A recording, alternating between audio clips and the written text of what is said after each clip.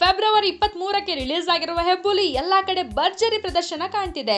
ಮೊದಲನೇ ದಿನದಂದು 10 ಕೋಟಿ ಕಲೆಕ್ಟ್ ಮಾಡಿರುವ ಚಿತ್ರ ಎರಡನೇ ದಿನದಂದು 9 ಕೋಟಿ ಗಳಿಸಿದೆ. ರಿಲೀಸ್ ಆಗೋ ಮೂವೀಸ್ ನ ಫಸ್ಟ್ ಡೇನೆ ನೋಡೋದು ಅಂತ ಹೇಳಿದ್ರೆ ತುಂಬಾ ಜನಕ್ಕೆ ಕ್ರೇಜ್. ಸೊ ಫಸ್ಟ್ ಡೇನೆ ಕರ್ನಾಟಕದಲ್ಲಿ 12,20,000 ಜನರು ಫಿಲ್ಮ್ ನ ನೋಡಿದ್ದಾರೆ. ಅದು ಅಲ್ಲದೆ ಈ ಸ್ಪೀಡ್ ನ ನೋಡ್ತಿದ್ರೆ ಹೆಬ್ಬುಲಿ ಆದಷ್ಟು ಬೇಗ ಸ್ಯಾಂಡಲ್ವುಡ್ ನ ಬಾಕ್ಸ್ ಆಫೀಸ್ ನಲ್ಲಿ ಬೇರೆ ಚಿತ್ರಗಳ ರೆಕಾರ್ಡ್ಸ್ ನ ಬೇಗ ಬ್ರೇಕ್ ಮಾಡೋದಂತೂ ನಿಜ. ಸುದ್ದಿನ ಕೇಳಿ ನಿಮಗೇನು ಅನ್ನಿಸ್ತು ಅಂತ ಕಮೆಂಟ್ ಬಾಕ್ಸ್ ನಲ್ಲಿ ತಿಳಿಸಿ.